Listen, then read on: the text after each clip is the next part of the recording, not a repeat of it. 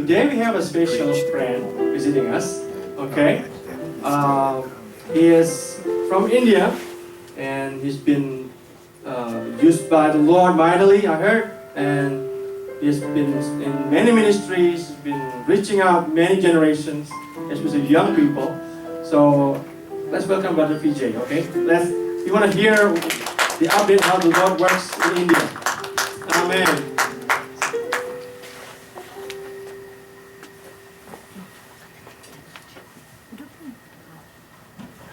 Pastor, for giving us this opportunity. First of all, it's been a privilege for me to meet together and worship together with you. And it's always a home away from home when we meet together with lots of people, whatever background we may be in, isn't it? Amen. I always look forward to that eternity that we are going to spend, every tribe, every nation, all together, praising God for all eternity. Just to give you a quick update, Youth for Christ started in US in 1944. This is our 70th year. Dr. Billy Graham was the first full-time staff of Youth for Christ. And down through the years, the Lord has been using Youth for Christ in many nations. We are now in more than 100 nations, different types of ministries. And in India, we have ministries in 48 cities with 90 full-time staff. Just to give you a quick overview, do I click it? Do I change it?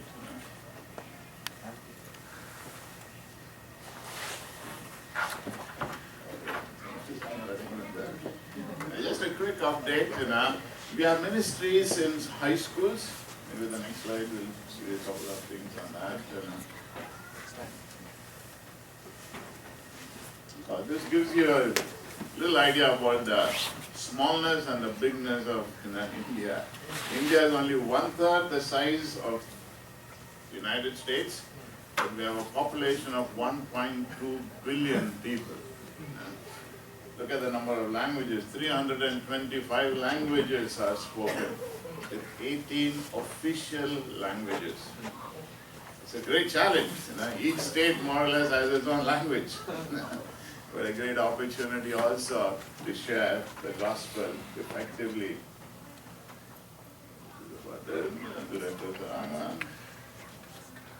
Sorry, maybe if you can control from that.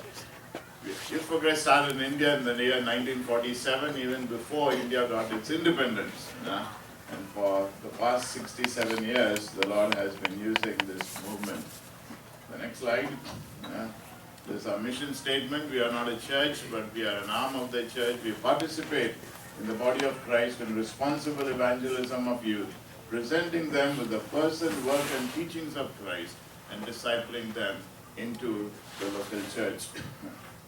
Next slide. This is our basic strategy. We reach out to young people through high school clubs, home clubs, and Bible study groups. We have opportunities to share the gospel in a lot of schools in the country, both Christian management as well as non-Christian management schools. We have assemblies like this, the next one, where we have maybe 2,000 kids, one shot. The Lord gives us opportunity to share the gospel on a regular, weekly basis. Or it could also be a classroom setting, where every week our staff will go and conduct a program to share Christ with them. Retreats, rallies, and camps attract young people in anywhere. Young people love to come for youth camps. And just to give you a quick testimony of a camp that we had, the next slide. Now, this is about Northeast India, where we have ministries. You'll find that Northeast is over against Bangladesh. We have 7 states over there, which is a little de-linked from the rest of the mainland, but it is still a part of India.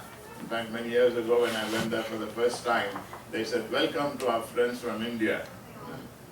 But the Lord is doing a great big work. We have youth leadership training schools that we conduct in this place. Even though this place is the largest percentage of Christians, we also have the largest number of problems in this area. So we have opportunities to reach Christ. This is a typical school program. And if you notice, rapt attention features are quite different, if you were to say, from the rest of India. They're still very much a part of India.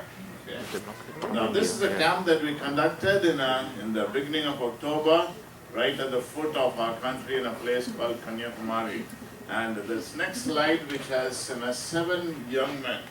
They came for this camp. The next slide. Yeah, 7 young men came for this camp. They were there for our same camp 2 years ago, and they caused a lot of problems in that camp. They even beat up one of the delegates who was there. And these guys were constantly wanted by the police. They used to stay in graveyards, wanted for petty crimes all the time. And this year, the mother of one of the boys told our staff, please let my son come for the camp this time. They had questions. 2 years ago they came and caused trouble, but they said, okay, we will allow them. And during this camp, the Lord touched their hearts, all 7 of them. And on the second night, they went up on stage and shared how God had worked in their lives, of how they had determined to give up their life of crime, make a new change, turn and follow Christ. And they also mentioned how 2 years ago they had come for the same camp and had beaten up this guy. And when they mentioned that, this guy was seated in that audience. He ran up on stage, hugged them, and said, guys, I've been praying for you for these last 2 years. The Lord does His work. And this is why God answers prayers, and as more people all across the globe continue to pray for our ministries in India, God continues to touch the lives. 1.2 billion people in our country, 50% of them are young people. That means 500 million. And in recent times I have understood that the world's youth population is 1.75 billion. That means India has 1/3 of the world's youth population. Great challenge, but also a great big opportunity. The next one. This is, we use sports. Andaman Nicobar Islands are small islands at the foot of the country. This is where tsunami hit and some of the islands were totally submerged. But we have local person, the guy who's wearing the t-shirt, I belong to Jesus, is a staff worker in Andaman. And they use football. And they have just won the regional state championship for football. And this is their publicity photograph, which is shown in different places. And he very proudly declares that he belongs to Jesus. And they use football as a means to interact and share Christ. So this is a thought that the Lord has been putting upon my heart in recent times, when I've understood 1/3 of the world's youth population is in India. How can we reach the hearts and minds of 1/3 of the world's youth population? And this is something that the Lord has impressed upon my heart in these last 2 months especially. We realize that we can definitely reach India digitally. We can reach India digitally. The next slide. The next one will give you some statistics. The next slide. Look at the population and numbers, 1.2 billion. But look at the connectivity that is in technology. 900 million mobile phone connections in the country. The nation of 1.2 billion, over 900 million phone connections in the country. Okay? The next slide. There's the bottom line coming over there. It doesn't come, move on to the next slide. Okay. They say by the year 2020, India is going to be the youngest nation in the world. India is going to be the youngest nation in the world. That's not many years from now, but a great big opportunity that God has given to us. The next slide. There it goes. Again, I'm sorry, that is supposed to be in white, it doesn't come in there. Now this age is called as the age of screenagers. Okay, no longer teenagers, but screenagers, because they are constantly in front of a screen. Whether it's a mobile or a pad or a PC, okay, they are constantly in front of screens. Look at the statistics for India, 205 million Indian internet users, and it's growing. By year 2015, it's going to go up to 350 million users. 950 million mobile users. You give a mobile even to a small child, they know how to operate it. you find it sometimes difficult for us to decide how it's done. Almost half of the mobile internet users are less than 25 years of age. Look at the amount of time that they spend. Next slide. 4 hours 54 minutes every day internet users spend on the internet through a desktop or a laptop. 4 hours 54 minutes. 2 hours 36 minutes on a mobile. 2 hours 26 minutes on social networking. Average 2 to 4 to 5 hours every day a young person is spending time on his mobile. What a great opportunity. And sometimes we may look at technology and say, so they don't come to church, they cannot be reached, but they are on their phone. If only we can get into that tiny instrument, we can get to where they are. Look at the number of Indians. Next slide here.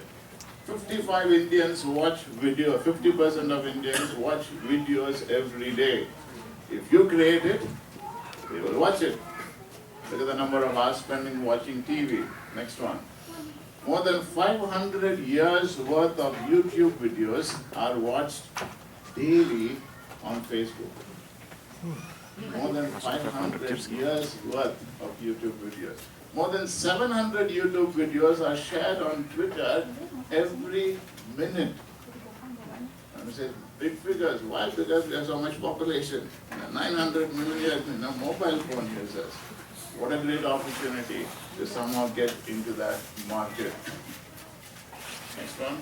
This is why we would say it is advantage. We look at big numbers and say, what a disadvantage. Yes, if you come to Bombay, especially, and I was talking with somebody who has come to our country, Bombay is very congested. The trains are so packed that you would not be able to see where your hand is and where your feet are, which is your feet or somebody else's feet. It is so packed inside. And when the train comes to the station, you wonder, will you ever be able to get inside? But if you're standing right in front, automatically you get pushed inside, even if you didn't want to get into that train. That's how packed they are. But when you look at so many numbers, I believe it's also a great advantage. Youth for Christ International, we have released the Story of Jesus app. I think that's on the next slide. Yes. This is a comic book format, produced by David Cook Publishers here in the US 4 years ago. And in September, we released this as an app on Play Store. It is available as a free download. And in the middle of September, we released it, and within the first 2 days, the largest number of downloads was from India and China. And I was in Denver in our international office last week, and they told me that China has already blocked this app because of the number of people who are downloading it. And they said, no problem, we know how to get around it. Technology is such, so we're working on that. So this is released as an app, so that young people can use this as a tool to share Christ with others. And also individuals who want to know about Jesus, they can always get this. And we are having constantly individuals downloading this. So we have come up with the next stage for this. We have set up technology whereby we will be able to identify from which corner of the globe, which city a person is downloading this app, and also asking questions about Jesus. And we'll link that person up with one of our staff members in that particular city, in that particular country, so that we can have an online chat with him initially, and then also take it the next step on a one-on-one to share Christ, lead them to the Lord, and then help them find fellowship in a local Bible-believing church. So pray for some of these technologies that have been put into place. We're hoping to launch this in another month's time. And we believe this is God's opening. Technology is something, the tool that God has given to us, whereby we can reach the masses. And when you're thinking about India and China especially, with large volumes of people, but also large volumes of mobile internet connections, we believe that God has this, this is part of God's plan. And I will definitely ask you to pray with us that God would use some of these things that has been put into place to reach many, many young people, because young people of today are going to be the leaders. Thank you so much for granting me this privilege.